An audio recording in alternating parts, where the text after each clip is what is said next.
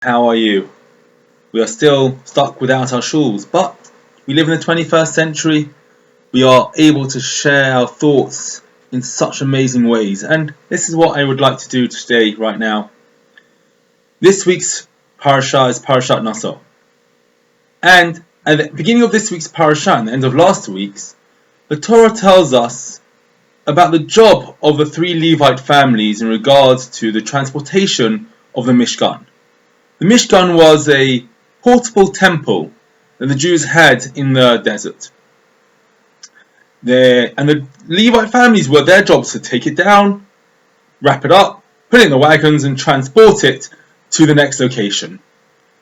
And as I said just now, they had wagons with which they were able to transport it. The three Levite families were Gershon, Kehat and Merari. But there was one of the families who had to do their job without any wagons. That was the family of Kehat. Now, why was it that of the whole family, of the whole job, they had to carry their burden by hand? Why was it they were not given wagons, like the rest of their cousins were given? Just imagine the idea of being invited to a royal banquet. Get dressed in your best tuxedo. The chauffeur-driven Rolls pulls up outside your house and drives you to the palace.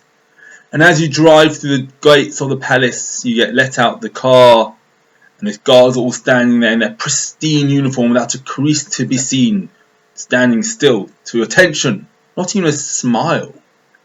And you walk through the grand entranceway, and down the lush corridors, thick carpets. The walls had portraits and armour and all sorts of amazing things on them, and it was just a beautiful view. And then you get to the banquet hall itself, with lush, thick carpets, gold and satin chairs, cutlery, crockery, gold, freshly polished, 6, 7 different wine glasses, all freshly polished with different beverages, that you would not mix 2 different types of drink. And everything there is just perfect. The seats are measured away from the edge of the table, the plates from there, and every setting is exact and polished and clean. But yet, they are indispensable. You can get rid of the tables, you can get rid of the chairs, you can replace them with other ones, and no one would really notice the difference. However, there are some things which cannot be changed. There are those things which are personal to the monarch, and they cannot be changed. There's a special deference about them. The throne, the crown. The crown's handled with white gloves. The throne, the place where the monarch sits, dusted immaculately. It's not a speck of dust or dirt, and even a fingerprint cannot be seen upon it. And everyone knows you will never sit in the throne. You will never dream of wearing the crown. Something special about them. And so too the utensils of the Mishkan. The Aron, the Ark of Covenant which held the Luchot inside them, the menorah which was lit every single day in the Mishkan.